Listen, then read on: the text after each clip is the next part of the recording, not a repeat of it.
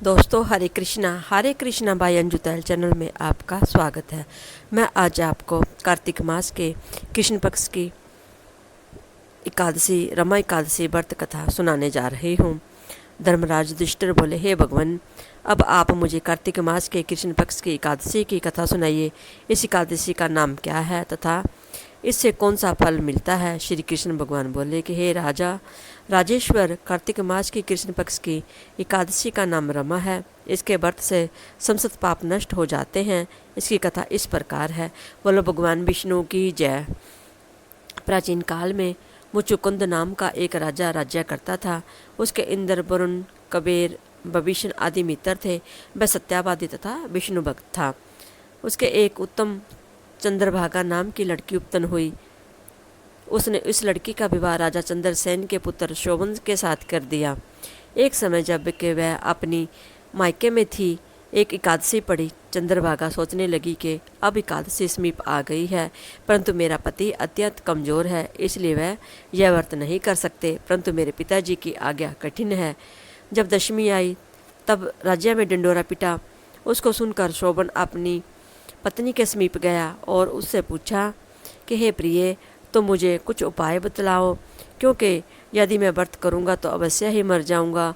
इस पर चंद्रभागा बोली कि हे प्राणनाथ, मेरे पिता के राज्य में एकादशी के दिन कोई भी भोजन नहीं करता है। यहाँ तक कि हाथी, घोड़ा, ऊँट आदि भी तृण, अन्न, जल आदि नहीं ग्रहण करते। फिर यहाँ मनुष्य कैसे भोजन कर सकते हैं। यदि आप भोजन करना चाहते हैं तो जहाँ से दूसरे स्थान को चले जाइए, क्योंकि यदि आप इसी स्थान पर रहोगे तो आपको व्रत अवश्य ही करना पड़ेगा।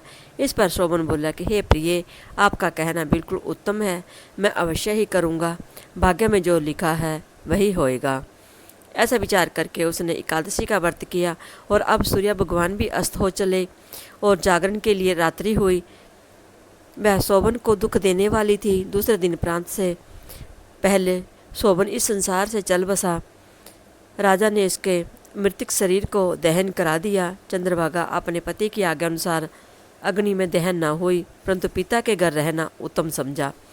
रमा एकादशी के व्रत के प्रभाव से उसे मंदराचल पर्वत पर धन धान्य से युक्त तथा शत्रु से रहित एक उत्तम नगर प्राप्त हुआ।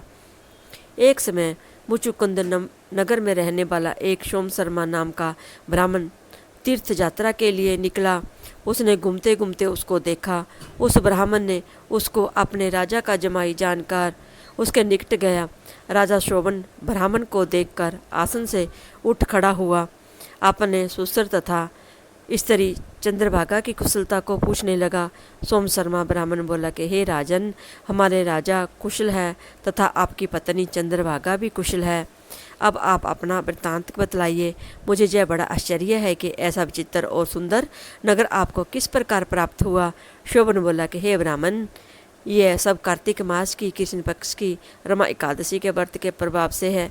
इसी से मुझे यह अनुपम नगर प्राप्त हुआ है, परंतु यह अध्रुव है। इस पर ब्राह्मण बोला कि हे राजन, यह अध्रुव क्यों है और ध्रुव किस प्रकार हो सकता है, सो आप मुझे समझाइए।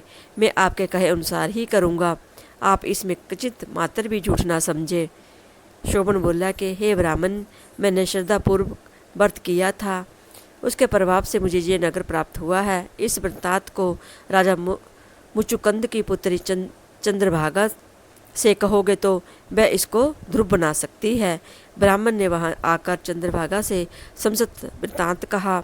इस पर राजकन्या चंद्रभागा बोली कि हे ब्राह्मण, आप मुझे उस नगर में ले चलिए। मैं अपने पति को देखना चाहती हूँ। मैं अपने व्रत के प्रभाव से उस नगर को ध्रुव बना दूंगी। चंद्रभागा के वचनों को सुनकर वह सोम शर्मा ब्राह्मण उसको मंदराचल पर्वत के पास वामदेव के आश्रम को ले गया। वामदेव ने उसकी कथा को सुनकर चंद्रभागा का मंत्रों से अभिषेक किया। चंद्रभागा मंत्रों तथा व्रत के प्रभाव से दिव्य देह धारण करके पति के पास चली गई। शोभन ने अपनी स्त्री चंद्रभागा को देखकर प्रसन्नतापूर्वक अपने वाम अंग में बिठाया। चंद्रभागा बोली कि हे प्राणनाथ, अब आप मेरे पुण्य को सुनिए। अब मैं अपने पिता के गृह में 8 साल की थी, तब से मैं ही यथाविधि एकादशी का व्रत करने लगी हूँ। उन्हीं व्रतों के प्रभाव से अपना ये नगर ध्रुव हो जाएगा और समस्त कर्मों से युक्त होकर प्रलय के अंत तक रहेगा।